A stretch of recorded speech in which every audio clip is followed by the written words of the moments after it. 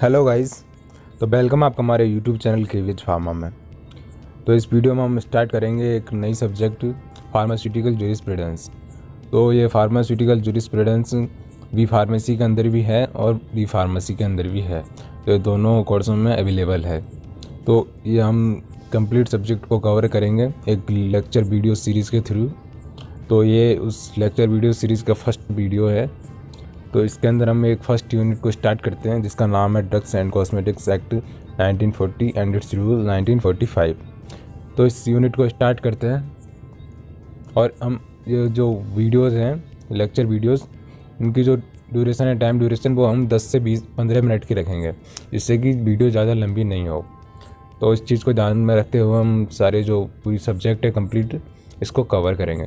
तो स्टार्ट करते हैं। इससे पहले यदि आपने अभी तक हमारे चैनल को सब्सक्राइब नहीं किया है तो चैनल को सब्सक्राइब कीजिए और बेल आइकन प्रेस कीजिए, इससे आपको हमारे आगे आने वाली वीडियोस की नोटिफिकेशन मिलती रहे। तो ये जो सब्जेक्ट है फार्मास्यूटिकल जूरिस्प्रूडेंस, उसकी डेफिनेशन, इसके अंदर क्या पढ़ना होता है, क्यों पढ़ना होता है, क्या होती है सब्जेक्ट, तो ये हमने प्रीवियस जो वीडियो थी हमारी B pharma 5th semester syllabus, उसके अंदर मैंने आपको बताया था। तो अब स्टार्ट करते हैं फर्स्ट यूनिट फर्स्ट वीडियो, जिसके अंदर हम इसका इंट्रोडक्शन देखेंगे और इसका ऑब्जेक्टिव देखेंगे। तो इंट्रोडक्शन में स्टार्ट करते हैं। इंट्रोडक्शन तो आफ्टर सेकेंड वर्ल्ड वार, जब सेकेंड वर्ल्ड वार हुआ था तो उसके बाद में इंडिया में इंडस्ट्रियलाइजेशन शुरू हुआ था और वो इंडस्ट्रियलाइजेशन तेज़ी से बढ़ने लगा था और ग्रो होने लगा था। तो लोगों ने भी धीरे धीरे जो काम ढूंढा और कुछ लोग इंपोर्ट करने लग गए, इंपोर्ट एक्सपोर्ट के बिज़नेस में गए, कुछ मैन्युफैक्चरिंग में गए, कुछ डिस्ट्रीब्यूशन में गए, कुछ सेल्स में गए। तो इस तरीके से लोगों ने काम ढूंढा। तो इसी तरीके से जो अपना सेक्टर है फार्मा सेक्टर, मेडिकल सेक्टर, तो इसमें भी कुछ लोग आए। तो कुछ लोग थे जिन्होंने इसको यूज़ करते हुए इस अपने जो मेडिकल सेक्टर में, तो उन्होंने लोगों को बेवकूफ़ बनाना स्टार्ट कर दिया। वो क्या करते थे कि जैसे कि अपने फार्मेसी के अंदर हर एक जो मेडिसिन होती है उसको बनाते टाइम पे एक प्री फार्मूला होता है, मैन्युफैक्चरिंग फार्मूला होता है, जिसके अकॉर्डिंग ड्रग्स बनती है। तो जो फार्माकोपिया में एक लिमिट दी हुई होती है कि इसके कितना परसेंट कौन सा पर्टिकुलर केमिकल होना चाहिए, कौन सा ड्रग होना चाहिए और कितने अमाउंट में कितना कौन सा ड्रग होना चाहिए। तो इसी तरीके से लोग, जैसे कि फार्माकोपिया में बताया है कि किसी ड्रग की जो अमाउंट है वो 70% होनी चाहिए पर्टिकुलर की, लेकिन जो लोग क्या करते थे 70% की जगह पे 60% यूज़ करते थे। इससे उसकी एफिकेसी में कमी आती थी और अपना जो पर्टिकुलर थेरेपेटिक एक्शन है वो शो नहीं कर पाता है और कम कर पाता है, या फिर जो अपना एक्शन शो करने में टाइम ज़्यादा लेता था। तो इस तरीके से लोग उसको सब स्टैंडर्ड बना देते थे, सब स्टैंडर्ड ड्रग्स बनाने लग गए और मार्केट में उतारने लग गए, बेचने लग गए। इसी तरीके से लोग मिस ब्रांडिंग करते थे। मिस ब्रांडिंग में क्या होता था कि जो लोगों की, जैसे कि एक तो वो कंपनी है जो खूब चल रही है मार्केट में, उसकी वैल्यूएशन है, और एक वो जो नई कंपनी है और उसकी चल नहीं रही है कंपनी, तो वो क्या, और चलेगी भी नहीं। तो इसकी वजह से वो क्या करेगा कि जो दूसरी कंपनी थी जो खूब चल रही है उसके जो पैकिंग होती है, उस पैकिंग के अंदर ही सेम पैकिंग, उस तरह की पैकिंग बना के अपना जो प्रोडक्ट था, अपनी जो मेडिसिन थी, ड्रग्स थी, उनको उन पैकिंग में भर के पैक करके वो सेल करेगा उसके नाम से। तो इस तरीके से मिस ब्रांडिंग करते थे।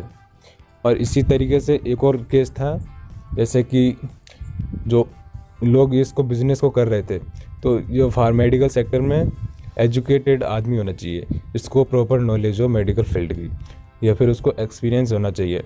लेकिन उस टाइम पे कुछ लोगों को एक्सपीरियंस था नहीं और वो ऐसे ही स्टार्ट हो गए इस बिज़नेस में। तो लोगों को स्टोरेज की कंडीशंस भी मालूम नहीं थी कि मेडिसिन्स को कितने टेम्परेचर पे स्टोर करना है, ना उनको ये मालूम था, उनको कोई इथिक्स वगैरह कोई कुछ मालूम नहीं था।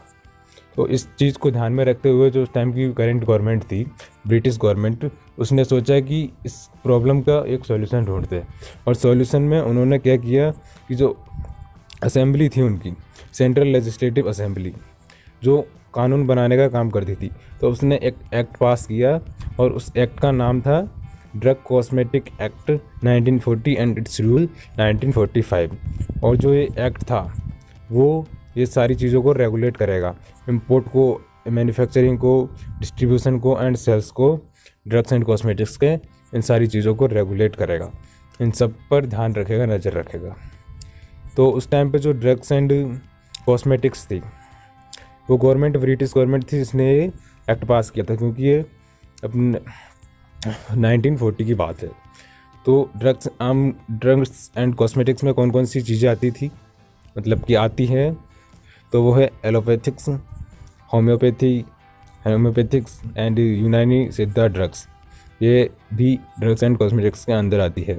Contraceptives, mosquito repellent creams, lotions, cosmetics end devices, तो ये सारे जो चीज़ें हैं वो ड्रग्स एंड कॉस्मेटिक्स की कैटेगरी में आते हैं।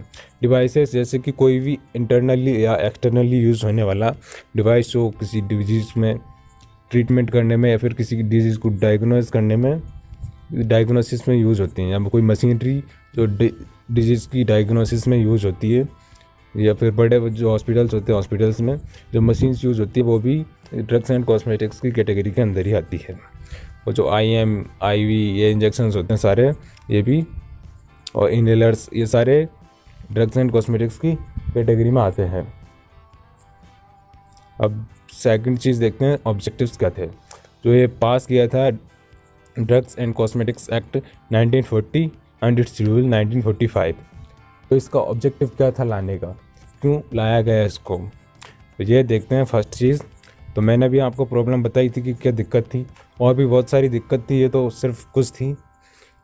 तो इन चीज़ों को ध्यान में रखते हुए इसका एक ऑब्जेक्टिव था कि जो इंपोर्ट हो रहा है, जो बाहर से फॉरेन कंट्रीज से जो ड्रग्स एंड कुछ मेडिसिन है वो आ रही है, अभी भी ज़्यादातर जो ड्रग्स हैं, APIs हैं, वो अभी भी फॉरेन कंट्रीज से ही इंपोर्ट किए जाते हैं, तो उनको रेगुलेट करे। मैन्युफैक्चरिंग जो इंडिया में के अंदर हो रही है उसको भी रेगुलेट करे, उस पर नज़र रखे, डिस्ट्रीब्यूशन पे भी नज़र रखे, और सेल्स में रिटेल शॉप तक की चीज़ों पे नज़र रखे, उन मेडिसिन तक की भी जांच करे। प्रिवेंट मिसब्रांडिंग, सबस्टैंडर्ड्स एंड स्पूरियस, तो इन चीज़ों को भी प्रिवेंट करने के लिए करना इसका एक ऑब्जेक्टिव था। ये सारी चीज़ें, मिसब्रांडिंग, सबस्टैंडर्ड, स्पूरियस, ये क्या होता है, इनकी डेफिनेशंस भी दी गई है। तो ये जो डेफिनेशंस हैं वो हम आगे वाली वीडियो में डिस्कस करेंगे, लेक्चर 2 एंड लेक्चर 3 के अंदर। कुछ डेफिनेशंस है और इनके अलावा और भी डेफिनेशंस है, तो उनको हम देखेंगे। Check safety and efficacy. Safety efficacy का होता है कि जो ड्रग्स और जो मेडिसिन्स जो पब्लिक को प्रोवाइड करवा रही थी, तो उनकी जो क्वालिटी थी, उनकी जो एफिकेसी थी, वो उनमें गिरावट आ रही थी। जो लोगों को बेवकूफ़ बना रहे थे, तो उस वजह से उनकी जो एफिकेसी में गिरावट आ रही थी। उनका जो थेरेपेटिक एक्शन था वो शो नहीं कर पा रहे थे ठीक, या फिर टाइम पे नहीं कर पा रहे थे, तो उसकी वजह से इस चीज़ को भी जांच करे। ये एक्ट के अंडर में जो कुछ बॉडीज़ बनाई गए, तो वो इस चीज़ को, इस पर नज़र रखें, जिससे कि पब्लिक को सही ड्रग्स एंड सही मेडिसिन प्रोवाइड करवाई जाए।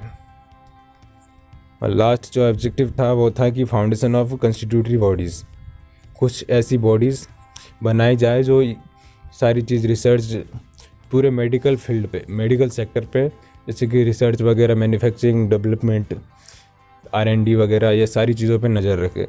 तो इसके अंडर में कुछ बॉडीज़ बनाई गई जिसमें हर जगह के मेंबर्स हैं, जैसे PCI, अपने जो PCI है, फार्मेसी काउंसिल ऑफ इंडिया, तो ऐसे हर जगह से कुछ मेंबर्स लिए गए और एक बॉडी बनाई गई, गवर्नमेंट बॉडीज़, कंस्टिट्यूटरी, जिनका कॉन्स्टिट्यूशन में उनको मेंशन किया गया है। तो बॉडीज है, एक तो DTAB, drugs technical advisory board, second है CDL, central drug laboratory, third है DCC, drugs consultative committee, fourth है AUDTAV, आयुर्वेदिक एंड यूनानी ड्रग्स टेक्निकल एडवाइजरी बोर्ड। तो ये था अपना जो फर्स्ट वीडियो था इंट्रोडक्शन का और ऑब्जेक्टिव पार्ट, तो ये कंप्लीट होता है।